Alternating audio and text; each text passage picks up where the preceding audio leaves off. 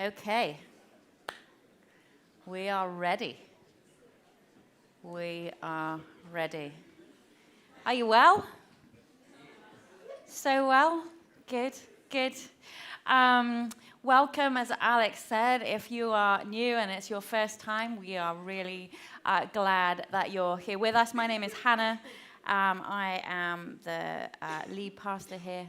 And you have caught us in the middle of a series right now, which might pop up on that screen in a minute. But welcome to Engine House.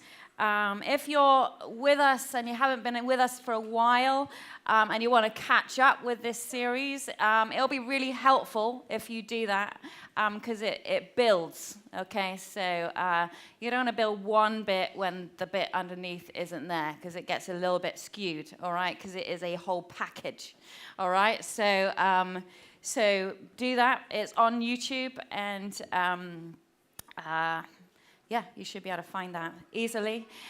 So if you've got your Bibles, turn to Exodus 34. We are just looking at a couple of verses there. Verses 6 and 7. I'm glad the youth have gone because else they would find that really hilarious that it's 6 and 7 for some reason. I don't quite know why. But let's have that up on the board if we could. That would be great. Maybe it's not coming. Chapter 34, verses 6 and 7. If you can flick to the next slide, I would like us to read it all together, okay? This is crowd participation right now. Are you ready? Let's go. Then the Lord, Yahweh, came down in the cloud and stood there with him, that's Moses, and proclaimed his name, Yahweh. He passed, sorry. Yahweh, Yahweh, the compassionate and gracious God, slow to anger, abounding in love and faithfulness. We have been looking at these. These are the big 5 descriptions of what God says about himself. We have touched on a few things already. We have looked at the word Yahweh, and we've realized that Yahweh isn't just like saying Chris or saying Alex. It's got a whole meaning to it. Yahweh means I am who I am. I will be who I will be. So as God is introducing himself here, he is saying, what I'm going to say about myself never changes. From eternity to eternity, this is who I am. Good news, hey? So we can actually look at this and be like, I'm not got to wake up tomorrow and be like, I wonder what mood God is in today, because God is compassionate, gracious, slow to anger, abounding in love and faithfulness. I wish I could say that about me every morning, that I would wake up consistent. Maybe not always. Malachi 3 verse 6 says this, for I, the Lord, do not change. We can be confident in that. And then a few weeks ago, we talked about God being compassionate. We talked about the fact that the first lens God looks through as he sees you is with a heart of compassion. And that heart of compassion is like that of a mother who cares for the baby in her womb. That's how rich. It's not just the like, oh, Wendy, it's like, I love you. I'm compassionate for you and towards you. And so we looked at that, and then we looked at grace. We had a conversation about grace. Anyone like the panel last week? We had a conversation about grace last week, and I realized that in so many of these places, we're just scratching the surface. There is a wealth of grace that we didn't cover last week, but go on a journey finding out, God, what does it look like to know your grace? He sees something in you that is valuable, and he chooses to show favor to us time and time and time again, even when we don't deserve it, which is all of the time. He gives us what we don't deserve time and time again, and even when we deserve the opposite. There's two resources that I want to kind of recommend to you as we're looking at this. In fact, I've pulled a lot out of these resources. One of them is a podcast called The Bible Project. I don't know if you have had any experience of that. That is a worthwhile podcast to get into. And there's a series there called The Character of God. It was a couple of years ago. But it's rich. It's rich, rich, rich in these subjects, and it's worth looking at. And the other is a book by John Mark Comer called God Has a Name. And again, it goes through these words. And I have pulled on these two as when you're like, wow, that's profound, Hannah, it's probably from one of these, okay? Not all my thoughts are from here. There are so many wealthy resources to pull from, and that's what I've done. And, I got to this week. This was a juicy one for us this week. We've got to slow to anger. That's where we're up to. And, it's an interesting topic. And on the Bible Project, I started last week. I was like, I'm just going to sit down and listen to the podcast on slow to anger and see what they have to say. And their one on compassion is one podcast long. Their one on grace is one podcast long. I went to look at slow to anger, and it's 5 whole podcasts on slow to anger. So I was like, oh no, in my sermon series, I've got one slot for slow to anger. So we again are scratching the surface today, and there's an invitation. If any of this causes you to be like, I don't know about that, what about this? That's your invitation to go dig around, go on a journey with God to knowing more about who He is, okay? So I'm really aware that this is a big topic this morning as I'm sharing with you. And I'm a little bit nervous that I'm going to undo a whole kind of can of worms and then be like, amen. See you next week. We'll talk about abounding in love. But anyway, we'll see what happens. But I had one of those parenting moments the other day where I was calling up. We needed to go. You know that time, you probably had some of you that time this morning, where you're like, guys, time to go. Okay, Mum. Guys, it's time to go. Guys, it's really, And then there's a moment where I was like, guys, it's time to go. And I was just like, ah. And one of my children came downstairs and they were like, Mom, you're so angry.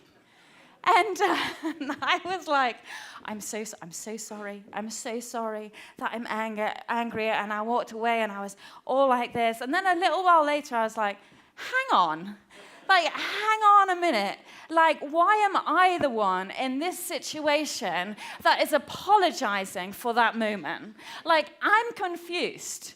I'm confused because my child is utterly saying to me, with all the conviction in the world, you right now are wrong. And do you know what I mean? And part of me is like, yeah, I am. And then another part of me over here is like, what? I don't know. I'm not sure that I am. And all of that. Well, that's how we feel sometimes when we come to looking at God being slow to anger. Would you agree? Yeah, I'm just not really sure. And so we're going to unpack a little bit about this today. And, slow to anger, that's the slow bit sounds good, but slow to anger and God, are they meant to be in the same sentence? We're going to look at that today. Because, many people, even outside the church, have a default belief in a God who is kind, generous, good-hearted, compassionate, great, gracious, and we embrace it, don't we? Where you're like, yeah, that sounds like God.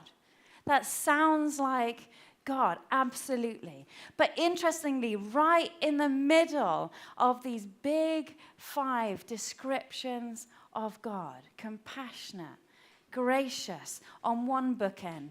In the other bookend, abounding in love and faithfulness, is the one that sits right in the middle, which is slow to anger.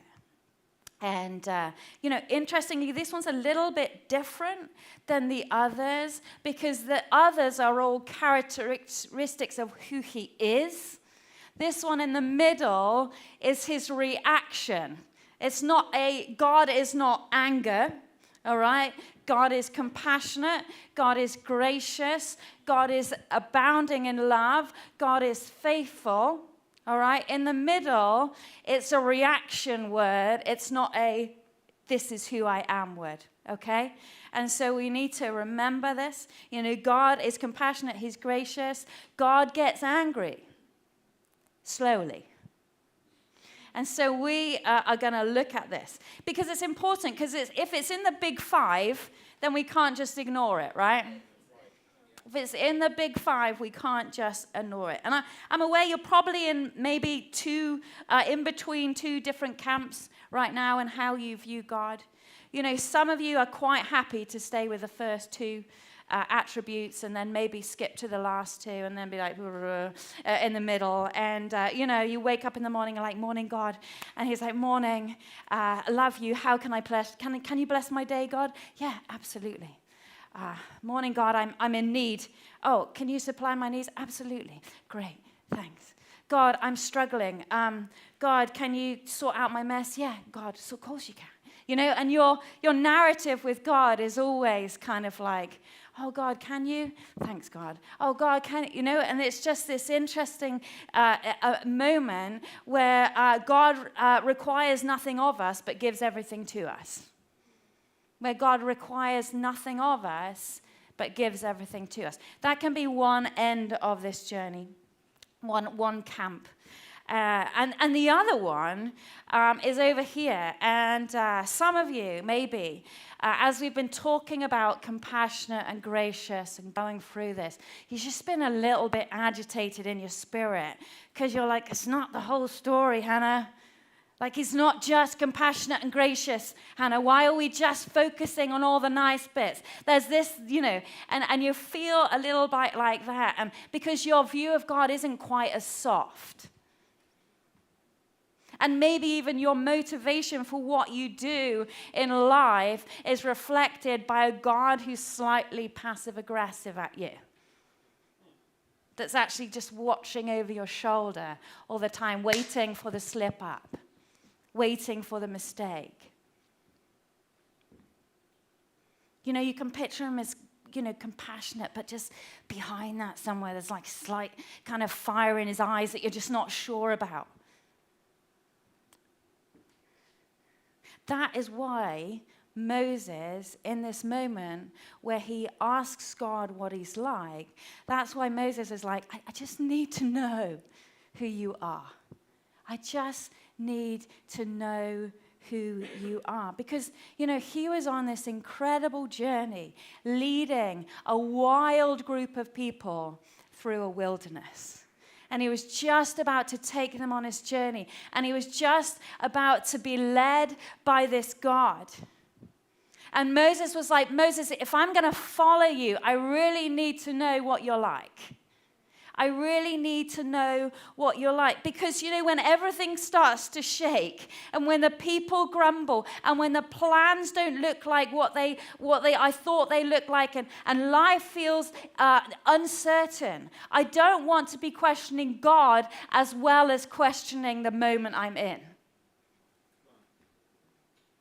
And isn't that what we do, though? Stuff happens in life and we're like, what?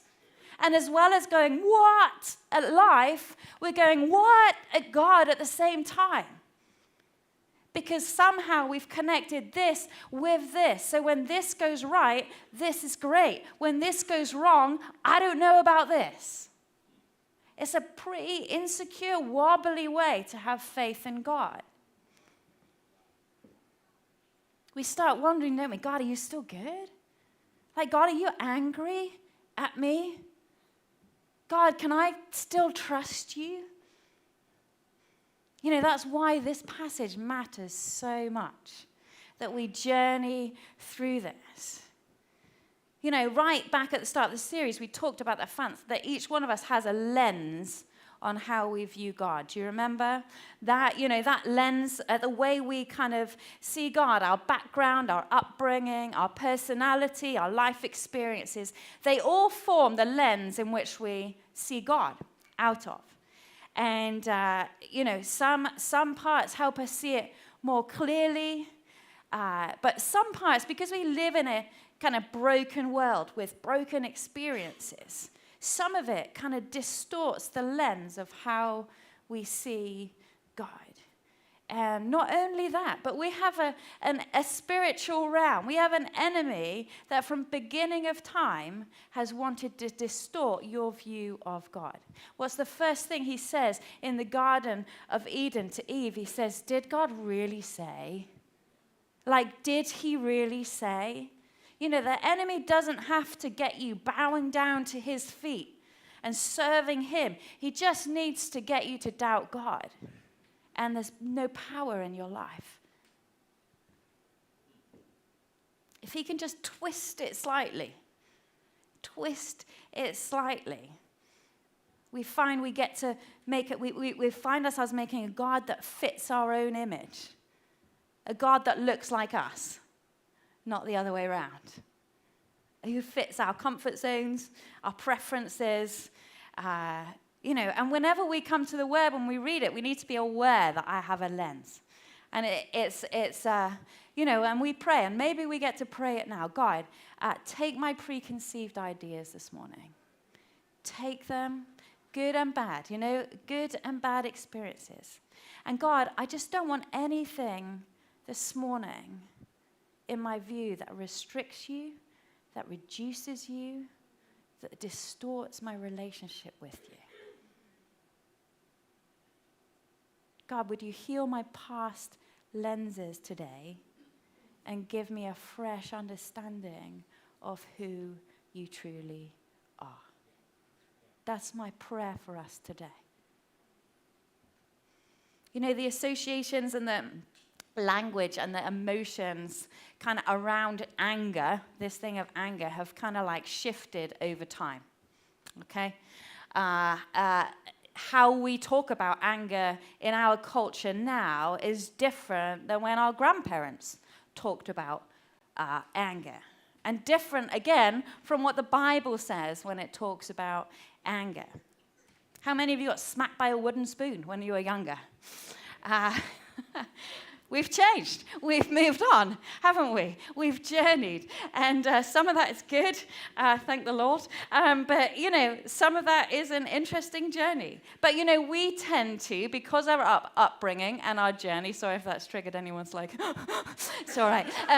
Anyway, when we hear the word anger, we associate it with experiences in our life, don't we?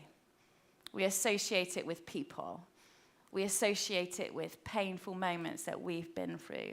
And so when we're thinking about God and we're thinking about that, it all gets a bit messy. So we're going to try and unpack that at the moment, today. Okay. So in Genesis 34, it says slow to anger. But interestingly, in the actual Hebrew, when it's written, what it says is, and you're going to be slightly surprised at this, what it says is long of nostrils. Doesn't say, the word for anger, slow to anger, is, you're all like, what? But listen, can you just breathe in for a moment? Ever done that when you're like, want to blow, all right? The picture here is of God when he looks at the brokenness, the sin, all the things. And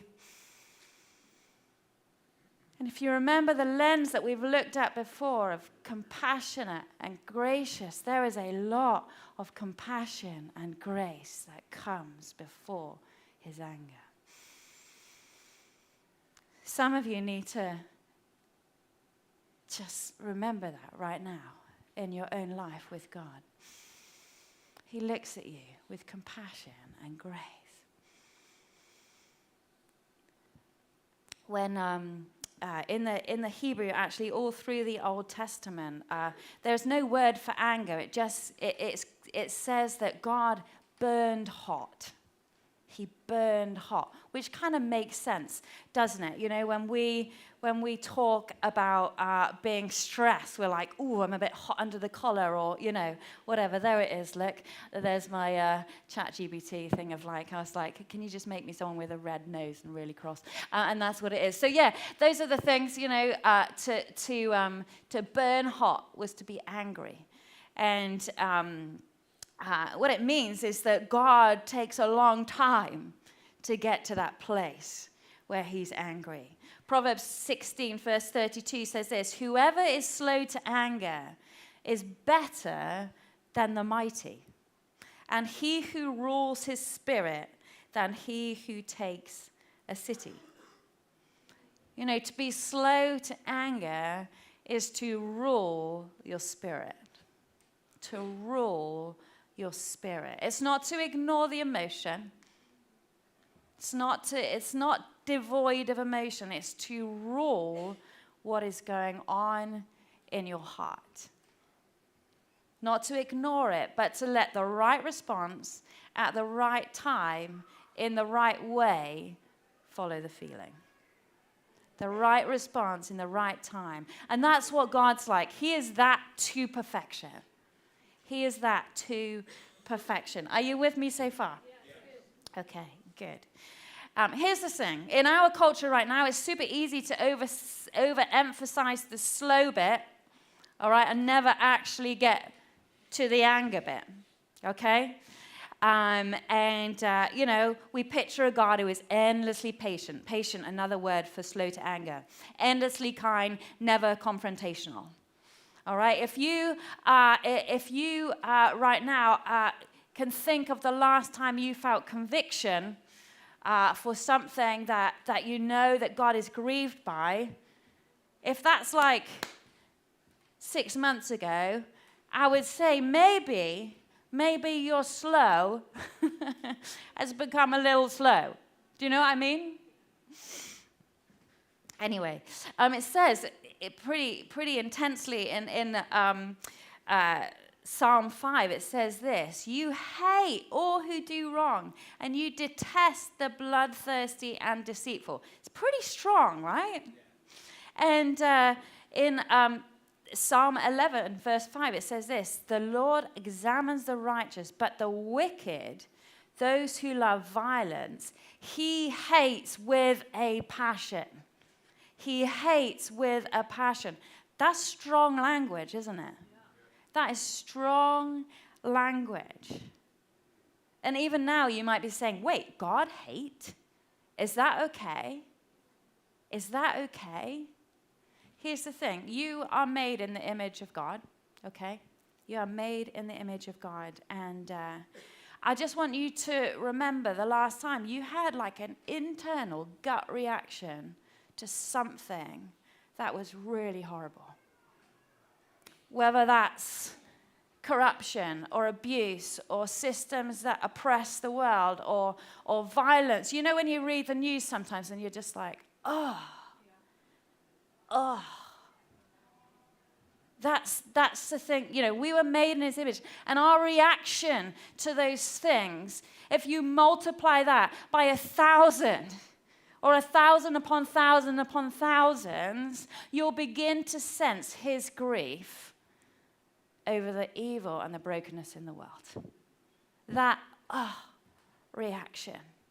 Magnify it. And that's what God feels about the oppression, all of those different things. That ache that you have, that kind of cry for justice, you have that sometimes. You're like, this is not right. That there is a glimpse of God's heart. And some of you carry that. I was just looking at you there, Naomi. You carry that. You carry that thing. And it's a gift and a calling. Specifically, I think we all carry it. But for some of us, and sometimes that's tricky to carry that. But, you know, it's John Stott describes God's anger like this: his steady, unrelenting antagonism towards evil and all its forms. His steady, unrelenting antagonism towards evil in all forms. It's not a hot-headed flare-up, okay? It's this settled moral stance. It's protective. It's like a parent's anger. You know when your child keeps doing that dangerous thing, and you're like, "What are you doing? Will you stop that?" That's his reaction. Or that person that hurt your child, the way you feel towards them, that's the reaction that God has. You're all very quiet. Anger is love's reaction to evil. It is love's reaction to evil. Thing is, what's confusing for us is that when we get angry, okay, it's this surface level emotion, right? It's not like God's anger. So that's why it's a little bit confusing. Normally my anger is because I haven't got my way in the world. Yeah? My life is not going how I want it, and you've just interrupted it in some way. It's an attempt to control my life, and I'm just frustrated because I can't. That's our kind of anger. I have a relation, and he's got learning difficulties, and one of his things is that all those things that we would filter and not come out of our mouth, he says. And it's very interesting sometimes, because you're like, wow, that goes on in my head, but I don't say it. He says it all.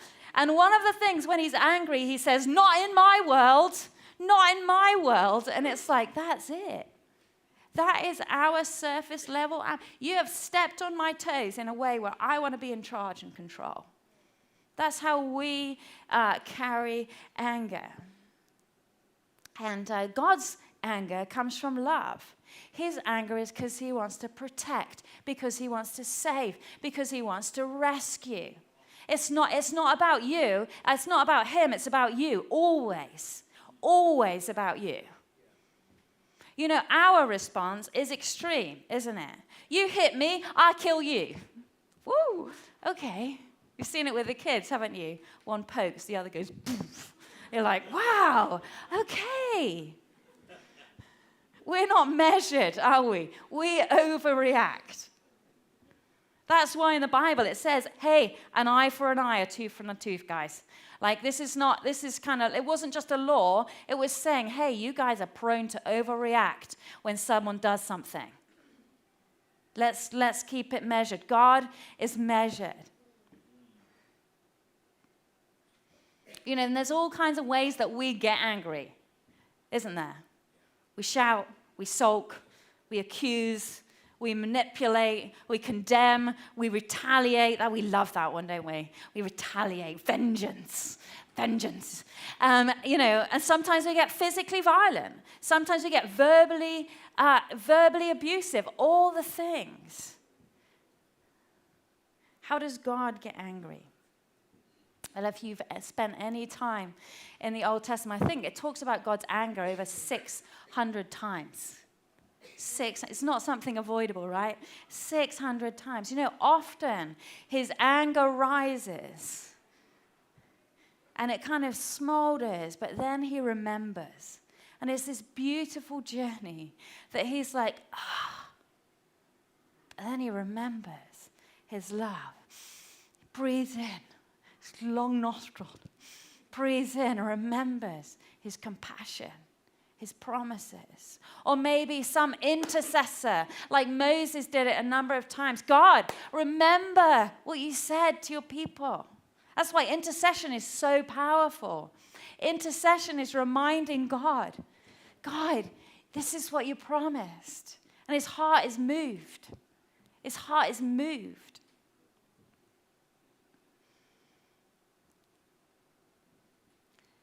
Often he hears the cry of intercession and he has mercy. He has mercy and he gives grace and he leans into compassion because he can't help it. It's who he is. He restores. He invites us back. Sometimes that's annoying to us. We talked about Jonah, didn't we? When God saved Nineveh, and Jonah was like, what? I knew you'd do that. It's just so annoying. They don't deserve that. They deserve death. God's like, I love them. They don't know what they're doing. I love them.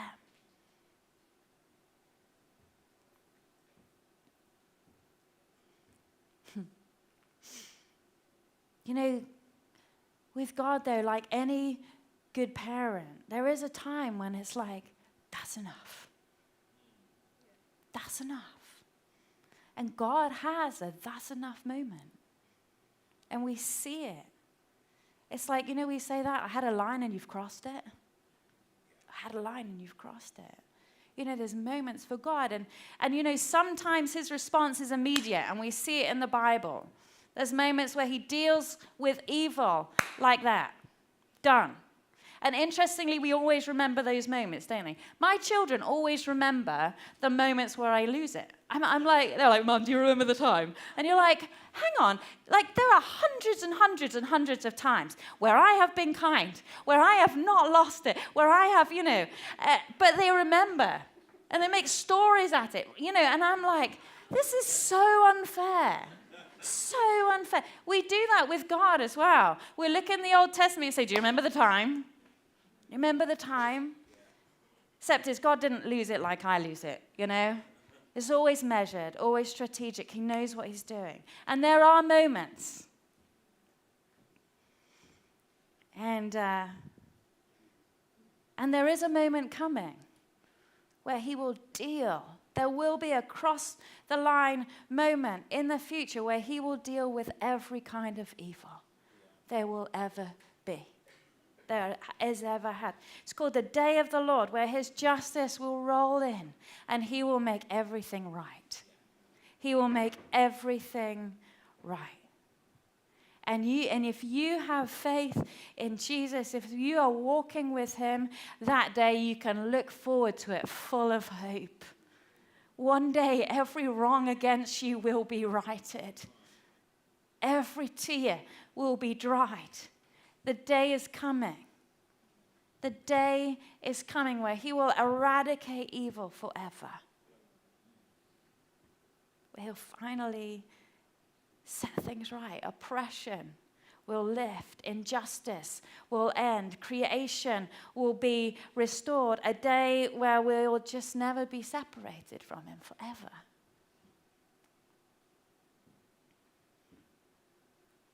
Isn't that beautiful? Isn't that beautiful? So sometimes his anger is active right then. It's rare. Doesn't happen very often. One day he will actively deal with the brokenness, with the sin in the world. Until then, often his anger is more passive than it is active. It is more passive than it is active. What do I mean? It says in Deuteronomy 31:17, it says, this is God speaking, then my anger will be kindled against them in that day, and I will forsake them, and I will hide my face from them. And they shall be devoured, and many evils and troubles shall come upon them. You know, many times the way God deals with anger is just that he just steps back. He just steps back. You know, we don't realize how much we have a covering of his presence and his kindness and his love until he steps back. You know, the Israelites saw it time and time again. You know, he protected them from the nations around them. And then they went and they did their own thing. And he's like, okay, have what you want. I'm turning my face away from them. And what you'd see was that invading armies would come in and they'd just get like pummeled by things. Why? Because he just take his hands off. We do it with our children, don't we? It's like, okay. Eat 12 cakes, you're fine. But you will be sick. But do you know what I mean? It's like the taking back. Sorry, it's not very helpful instruction. Just trying to lighten the moment, you know. But you know, it's like it talks in Romans 1 about how he gave them over. It's like, you want it, then have it. Just have it. But I'm here. And the moment you turn back, my compassion and my grace is waiting for you. But as long as you want to do life on your own, I'm going to say, do life on your own. And I'll be here like the father in the prodigal son story, waiting for you to come home when you realize that life without me is pretty sucky. It's not what I'm created to be, what I'm created to do. You know, interestingly, we often think that God's judgment is something like when we get caught in the middle of an affair. We're like, oh, it's the judgment of God. That's not the judgment of God. That's the mercy of God. The mercy of God gives an invitation to change. It exposes something and says, what are you going to do about this? The judgment of God is leaving you in your mess. Some of you have had moments where you're like, oh, I've been found out, it's a disaster. No, it's the best thing that could be happening to you. Someone finds pornography on your computer and they're like, hey, talk to me about that. And you're like, oh no, it's the judgment of God. No, it's not. It's the mercy of God. It's the mercy of God stepping in and saying, do you want a second chance with this? I can help you. I'm with you. I want to restore you. You don't want God to leave you in those places. You don't want God to leave you in those places. That's why shame is so powerful when you break it yourself and you say to someone, I'm stuck here. Because it exposes something and you give yourself an opportunity. And God is waiting there. He's waiting there with his kindness and his compassion and his love. You know, for the Israelites, this news that God was slow to anger was absolutely radical. They lived in this place where the gods were like unpredictable, and they lost their rag. They killed each other. They asked for your children to sacrifice. All these crazy things. So when God is saying, "I'm compassionate, I'm gracious, I'm slow to anger," they're like, "Wow." Like, this is like the best news you could ever hear about the Creator God, the Almighty, the one that I get to follow. That's good news.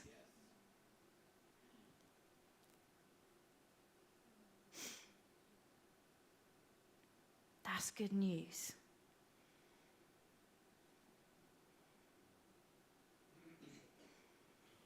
You know, you may be like, have you ever been around someone who's just been kind of like, just around violence, and you move your arm and they flinch? Have you ever had those moments? And you're like, oh.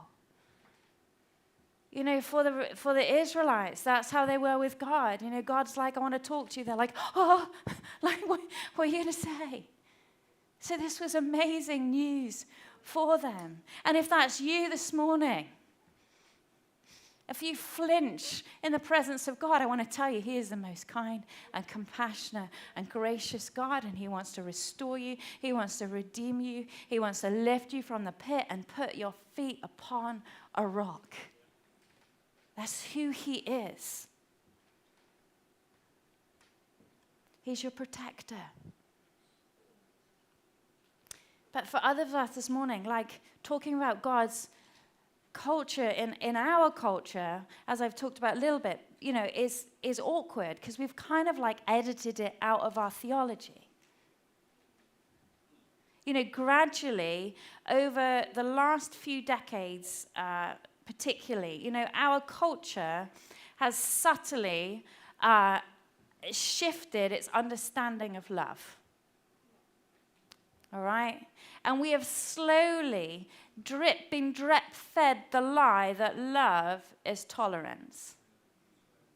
That love is tolerance. And that, if I think that you're doing something wrong, or you're doing something hurtful or harmful or deadly, if I speak to you, I'm judgmental. I'm judgmental. Another phrase that my children have said to me, you're judging me. I'm like, what do you mean I'm judging you? I'm your mother telling you what you should and shouldn't be doing. I'm not judging you. But that's what our children are being brought up with. Mum, you're judging me. You're not allowed to do that. It's subtle, but it's there. It's there. I love my children. They are the best, by the way. And I've learned to stop mentioning names when I talk because I'm like, this is not fun. It's a little bit like, yeah, they're amazing. But they make good illustrations on a time like this. I'm sorry. Anyway, if I tell you you're doing something wrong, I'm judging you. If I disagree with you, you hate me. You just hate me. No, I don't. I love you. I just fundamentally disagree with you. We are told in our society that believing in ultimate truth makes you narrow-minded. We say words like, you do you, and I'll do me. Let's just keep it like that. You do me, you, and I'll do me. That means you can't speak into my world, and I won't speak into your world. Such a dangerous place to be. Such a dangerous place to be. We've been drip-fed this thing that anger is the opposite to love. All right? Love, anger. But I tell you the truth, all right? Because I'm practicing this. What stands at the opposite to love is apathy, not anger. I am angry because I love. When I don't love, I'm apathetic. I don't care. Don't really care. You do you. I'll do me. Tolerance leads to apathy. Tolerance leads to apathy. True love, calls out what's harmful. It calls out what's harmful. It sets boundaries. It opposes evil. While tolerance, if we redefine it, tolerance is just helpless, passive indifference. I can't do it. My hands, it's like this, all right? It's like looking. It's like having your arms bound behind your back and your mouth gagged, and looking in front of you is someone standing there with explosives around their neck and a ticking bomb, and you just have to stay there with your hands around your back and your head thin because you're not allowed to say anything, but you see something in their life that's killing them. That's what tolerance says. And the church is so confused. The church is so confused because you're like, there's people there, and they're there with the explosives, right? And we're not saying anything because we don't know how to do this.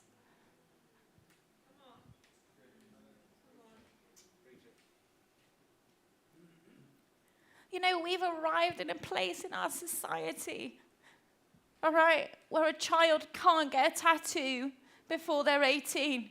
But they can have hormones, they can have things put inside their body that will change them forever. They will never be the same again. Yet somehow in our society, we have got to a place where that is okay. Where we're not allowed to say anything because that's judging. Where we're not allowed to say anything because if I disagree with you, I hate you. No, if I love you, I'm going to get angry about this stuff. This is not okay. It's not okay.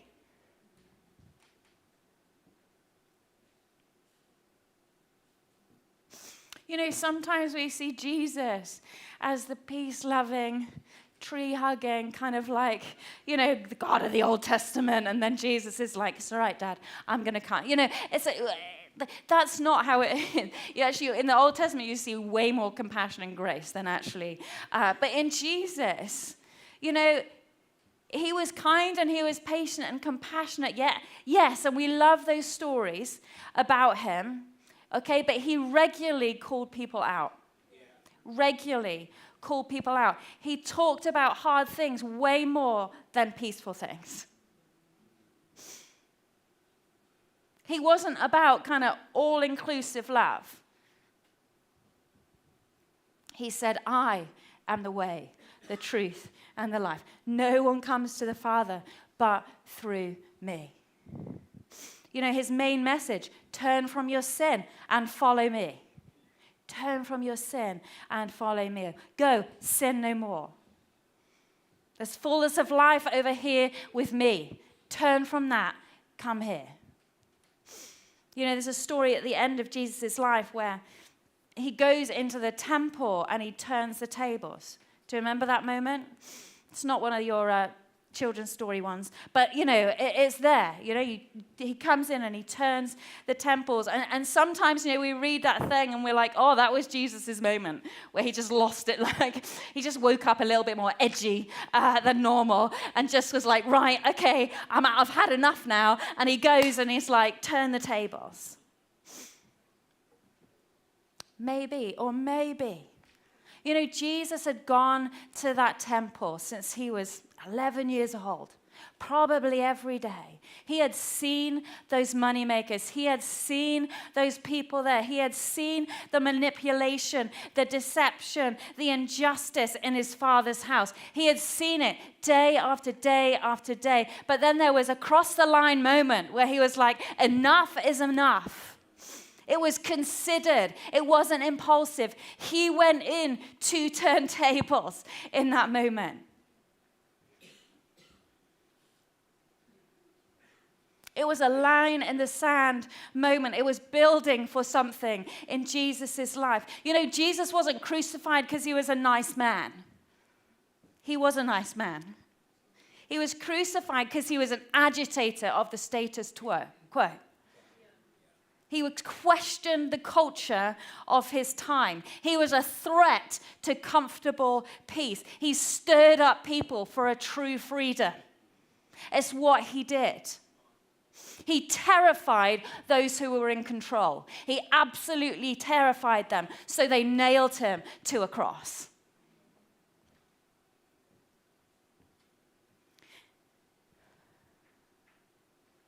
You know, this morning, I believe God, there's a few things that I believe that God wants to do. You know, I feel for some people this morning, God wants to release people and give you permission for that tension between love and anger. All right? You've been sitting in this tolerance place. Like that's an I can't be angry. You can. At the right things. At the right time. In the right place. Full of grace. Compassion. Does that make sense? You know, some of us have experienced great hurt, great injustice. And it's just there because we've never been allowed to feel anything for it. And so the grief just stays. The grief just stays. And there's just been a place in your life where you've just not been allowed to say, this was so wrong. This was so wrong. And I believe for some of you, that's a journey of just having permission to be like, no, that wasn't okay. Yes, I'm mad about that. I'm sad about that. Does that make sense? We're like, I'm not sure how I'm allowed to. No, you're allowed to feel those things. And actually, freedom is the other side of those feelings. And those feelings we get to feel, and then we get to hand over to the Father. We get to lay them down at his feet.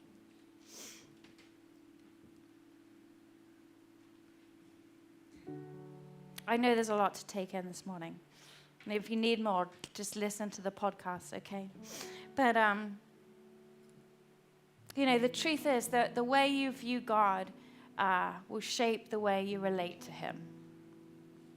And, if anger is the front of your list and it's kind of not sandwiched between compassion, grace, love, and faithfulness, you will live each day with the expectation of judgment and not grace. And you'll flinch at the presence of God. And it's like the head down, hiding in shame. And it's not just for you.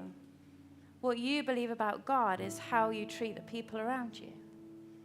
It's what you pass on to your children.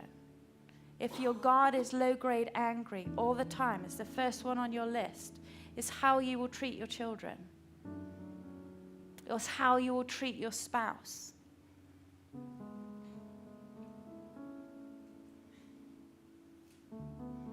And some of you right now, you're like, yeah, that's me.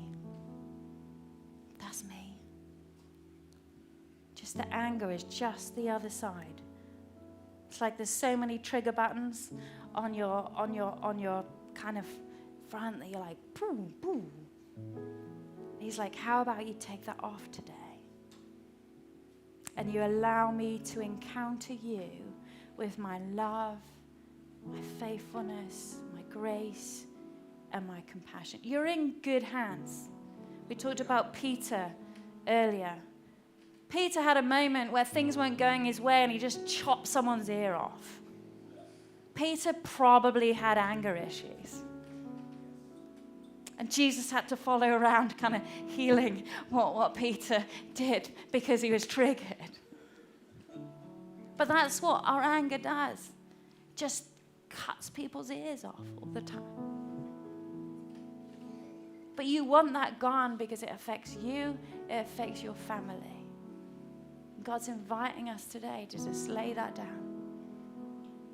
To say, God, whatever it is, whether I'm disappointed, whether I feel out of control, whatever that is that's causing me to be that way, I submit it to you this morning.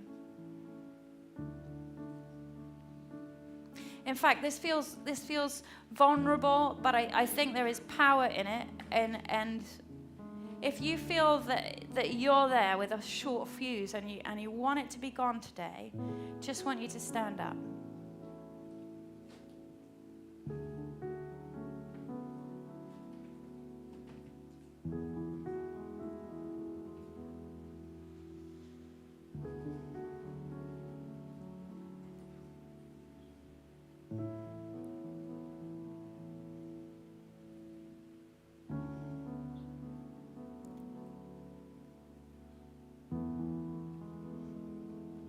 Thanks, God.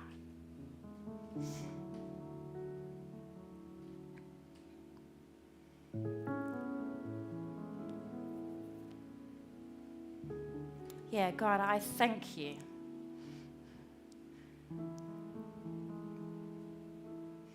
for that shame-breaking moment where we stand in a room and we say, yes, this is me. I need saving. I need redeeming. But I'm so hungry to see that in my life that I don't care. I'm standing up with other people to say, this is me. I want to be free. And God, I just speak to every person in this room who struggles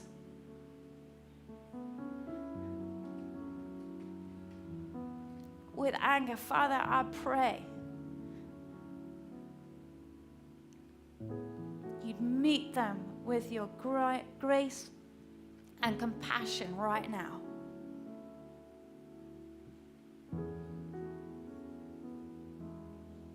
God, in whatever disappointment, whatever frustration, whatever it shouldn't look like this in my world thing that I need to lay down and surrender control of and let you be king of,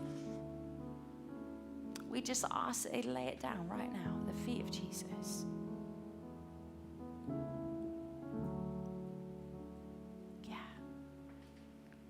And God, I thank you that this is a moment that doesn't just define people's lives, it defines family relationships, it defines marital relationships, father-son, father-daughter, mother-daughter, mother, whatever, all the things. Yeah, and we just declare, God, that this is a moment, there's an invitation and a beautiful journey of knowing your grace for each other. Knowing, one of those things, like there's some of you that you're so hard on yourself. You are so hard on yourself.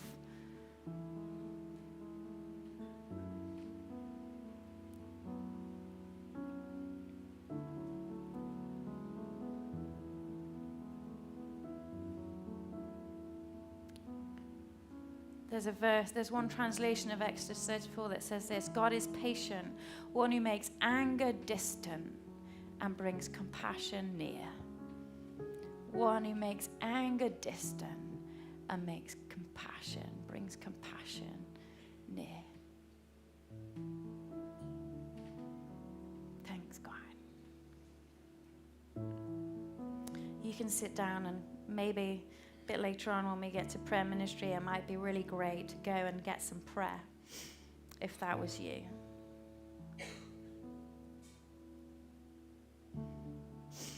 There's others here this morning that are the opposite to that.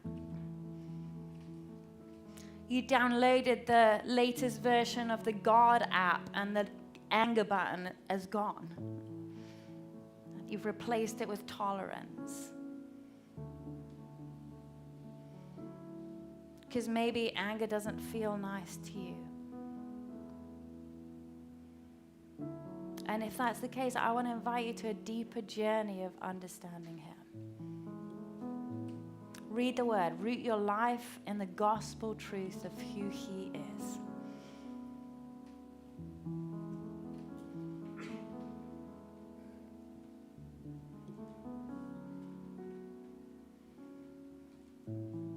I wrestle with this. I'm a peacemaker. I'm a peacemaker to the core. I want to love and compassion and grace you all the way to change. And not have to challenge and not have to call higher and not have to. But I've learned with my children, if I don't do that, I don't love them.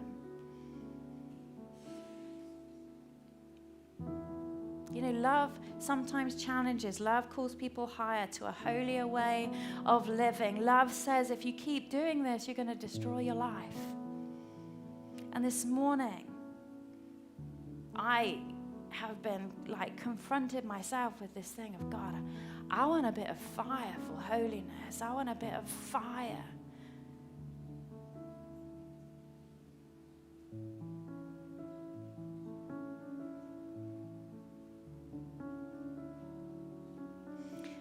And again, if that's you in the room, if you're like, I've just got apathetic to things that I just never meant to get apathetic about, maybe you can stand in the room right now too. You can stand for both if you want.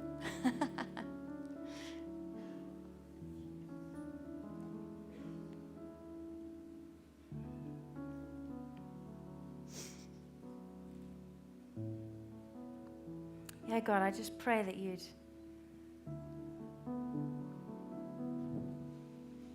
give us a fierce heart for what is right and what is good and what is holy and what is just, God.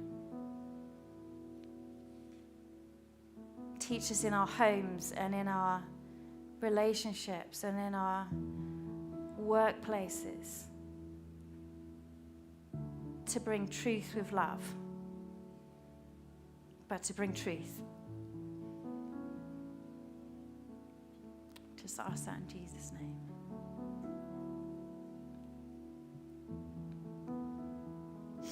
Let's just stand. We're going to go into worship.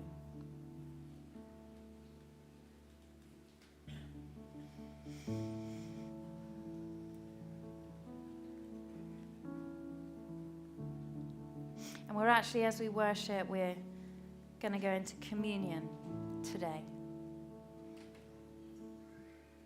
Sorry, anger took a long time. But Chris, you're going to come and take over and lead that.